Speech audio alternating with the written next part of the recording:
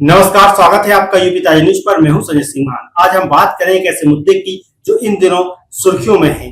भारत में 1 करोड़ 53 लाख आवारा कुत्तों का मसला। सुप्रीम कोर्ट ने दिल्ली एनसीआर से सभी आवारा कुत्तों को 8 हफ्तों में शेल्टर होम भेजने का सख्त आदेश दिया है, लेकिन इस फैसले ने देश भर में बहस छेड़ दी है। केंद्र सरकार का master action plan, Rahul Gandhi और मेनका गांधी की प्रतिक्रियाएं और इस मुद्दे के हर पहलू को हम आज इस वीडियो में विस्तार से समझेंगे। तो चलिए शुरू करते हैं। 11 अगस्त 2025 को सुप्रीम कोर्ट ने एक ऐतिहासिक फैसला सुनाया। कोर्ट ने दिल्ली एनसीआर के सभी आवारा कुत्तों को 8 हफ्तों के भीतर सड़कों से हटाकर विशेष शेल्टर होम में भेजने का आदेश दिया। जस्टिस जेबी पारदीवाला और जस्टिस आर महादेवन की बेंच ने साफ कहा कि ये कुत्ते सड़कों पर वापस नहीं लौटने चाहिए। कोर्ट ने यह भी हिदायत दी कि अगर कोई व्यक्ति या संगठन इस काम में बाधा डालेगा तो उसके खिलाफ अवमानना की कार्रवाई हो सकती है। यह फैसला एक सुमोटो केस के तहत आया, जिसे कोर्ट ने खुद नोटिस लेकर शुरू किया। खास तौर पर बच्चों पर आवारा कुत्तों के हमलों और रेबीज से होने वाली मौतों पर कोर्ट का ध्यान खींचा गया। कोर्ट ने सवाल उठाया कि क्या पशु प्रेमी संगठन उन बच्चों को वापस ला सकते हैं जो रेबीज की वजह से अपनी जान गंवा चुके हैं। 28 जुलाई को भी कोर्ट ने इस मुद्दे पर बेहद चिंताजनक और डराने वाला बताया था। एक दुखद घटना ने इस मामले को और गंभीर बना दिया था। दिल्ली में 6 साल की बच्ची छवि शर्मा की रेबीज से मौत, जिसे 30 जून को एक कुत्ते ने काटा था और इलाज के बावजूद उसे बचाया नहीं जा सका। सुप्रीम कोर्ट के आदेश के बाद केंद्र सरकार ने तेजी दिखाई। केंद्रीय आवास एवं शहरी कार्य मंत्रालय, पंचायती राज मंत्रालय, मत्स्य पालन और पशुपालन और डेयरी मंत्रालय ने मिलकर एक मास्टर एक्शन प्लान तैयार किया। इस प्लान के तहत देश भर में मौजूद 1 करोड़ 53 लाख आवारा कुत्तों में से 70% का वैक्सीनेशन और नसबंदी 1 साल के भीतर करने का लक्ष्य रखा गया है। सभी राज्यों को एक एडवाइजरी जारी की गई है, जिसमें एनिमल वेलफेयर बोर्ड की मदद लेने के लिए कहा गया है। पहली बार ग्राम पंचायतों को भी इस अभियान में शामिल किया गया है। हर वैक्सीनेटेड और स्टरलाइज्ड कुत्ते को ग्रीन टैग कॉलर पहनाया जाएगा, जिस पर वैक्सीनेशन और स्टरलाइजेशन की जानकारी होगी। इस जानकारी को पशुधन पोर्टल पर भी दर्ज किया जाएगा, ताकि नगर निकायों को यह पता रह सके कि कौन से कुत्ते पहले ही प्रक्रिया से गुजर चुके हैं। 2019 में पशुगणना के मुताबिक देश में 50 लाख बेसहारा पशु भी हैं। इसके लिए भी स्टरलाइजेशन और टैगिंग की प्रक्रिया लागू होगी। आवारा कुत्तों का मुद्दा सिर्फ सड़कों की सफाई तक सीमित नहीं है, ये एक गंभीर सार्वजनिक स्वास्थ्य समस्या भी है।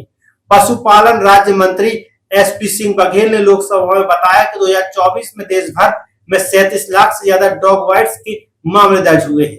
इनमें से 54 लोगों की मौत रेबीज की वजह से हुई है।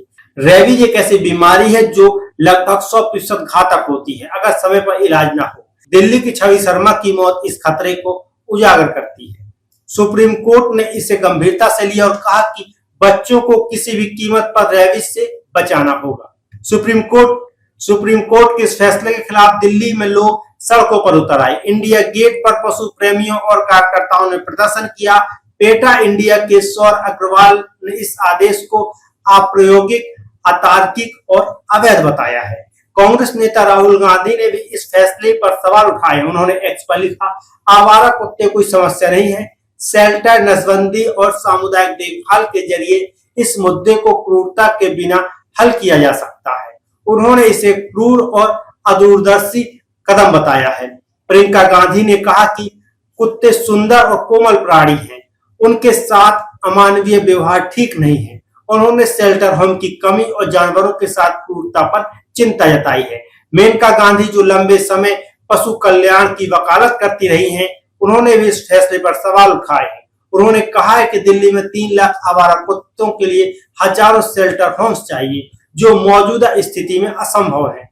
2019 के सरकारी आंकड़ों के मुताबिक भारत के उड़ीसा में प्रति 1000 लोगों में 39.7 कुत्ते हैं, जो सबसे ज्यादा है। वहीं मणिपुर और लक्षद्वीप में कोई आवारा कुत्ते नहीं है। विश्व स्तर पर नीदरलैंड एकमात्र ऐसा देश है जहां आवारा कुत्तों की समस्या पूरी तरह से खत्म हो चुकी है।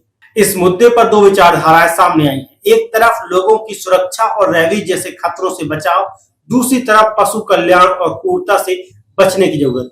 विशेषज्ञों का मानना है कि बड़े पैमाने पर स्टरलाइजेशन और वैक्सीनेशन ही दीर्घकालीन समाधान है। शेल्टर होम्स की संख्या बढ़ाने और उनकी गुणवत्ता सुधारने की जरूरत है। सामुदायिक स्तर पर जागरूकता और सहयोग जरूरी है ताकि लोग आवारा कुत्तों को अपनाएं और उनकी देखभाल करें।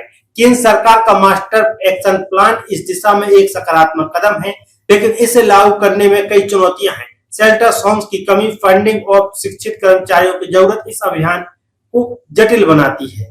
तो दोस्तों, ये था भारत में आवारा कुत्तों के मुद्दे पर पूरा विश्लेषण, सुप्रीम कोर्ट का फैसला, केंद्र सरकार का प्लान और जनता की प्रतिक्रिया।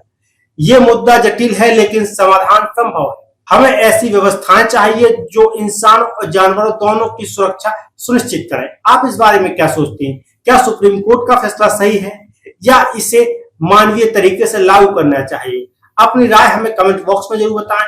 मैं संजय सिंह महान आपसे फिर लूंगा एक और नई विस्तृत खबर के साथ। तब तक के लिए धन्यवाद।